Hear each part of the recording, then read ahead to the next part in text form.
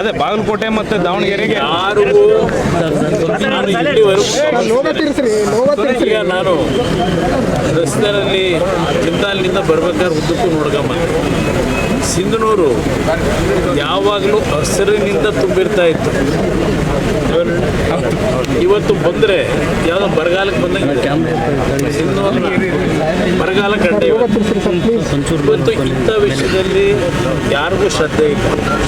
ಇವತ್ತು ರೈತರ ಬದುಕಿಗೆ ಏನು ಮಾಡಬೇಕು ಅಂತಕ್ಕಂಥ ಕನಿಷ್ಠ ಚಿಂತನೆ ಮಾಡದೇ ಇರ್ತಕ್ಕಂಥದ್ದು ಬರೀ ಗ್ಯಾರಂಟಿಯಿಂದ ನಾವೇನೋ ಮಾಡಿದ್ದೀವಿ ಅಂತ ಹೇಳ್ತಾರೆ. ಈಗ ಅವರೇ ಹೇಳ್ತಕ್ಕಂಥ ಪ್ರಕಾರ ಈಗ ನಮ್ಮ ರಾಜ್ಯದಲ್ಲಿ ಪ್ರತಿ ಕುಟುಂಬದ ಆದಾಯ 2ನೇ ಸ್ಥಾನದಲ್ಲಿದ್ದೇವೆ ಅಂತ ಹೇಳ್ತಾರೆ. ಅಷ್ಟು ಆರ್ಥಿಕವಾಗಿ ಶಕ್ತಿಯುತವಾಗಿದ್ದರೆ ಯಾತಕ್ಕೆ ನೀವು ಗ್ಯಾರಂಟಿ ಕಾರ್ಯಕ್ರಮ ಕೊಡ್ತೀರಿ? ಅಷ್ಟೊಂದು ನಾವು ಆರ್ಥಿಕವಾಗಿ ಪ್ರತಿ ಕುಟುಂಬಗಳು ಸದೃಢವಾಗಿ 2ನೇ ಸ್ಥಾನದಲ್ಲಿ ಇದ್ದೀವಿ ಅಂತಕ್ಕಂಥದ್ದನ್ನು ಮುಖ್ಯಮಂತ್ರಿಗಳೇ ಹೇಳಿದ್ದಾರೆ. ಹಾಗಿದ್ರೆ ಗ್ಯಾರಂಟಿ ಕಾರ್ಯಕ್ರಮ ಅವಶ್ಯಕತೆ ಏನಿದೆ? ಒಂದು ಕಡೆ ಆರ್ಥಿಕವಾಗಿ ಪ್ರತಿ ಕುಟುಂಬಗಳು ಸದೃಢವಾಗಿದೆ ಅಂತಾರೆ, ಇನ್ನೊಂದು ಕಡೆ ಗ್ಯಾರಂಟಿ ಕೊಡ್ತೀವಿ ಅಂತ.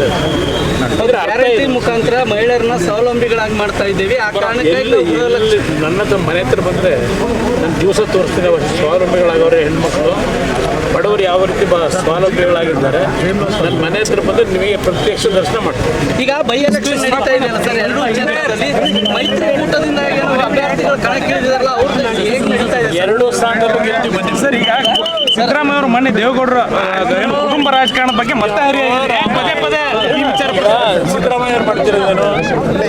ಸಿದ್ದರಾಮಯ್ಯವ್ರು ಯಾವ್ದು ರಾಜಕೀಯ? ಸಿದ್ದರಾಮಯ್ಯನವರಿಗೆ ನೈತಿಕವಾಗಿ ಕುಟುಂಬ ರಾಜಕಾರಣದ ಬಗ್ಗೆ ಮಾತನಾಡ್ತಕ್ಕಂಥ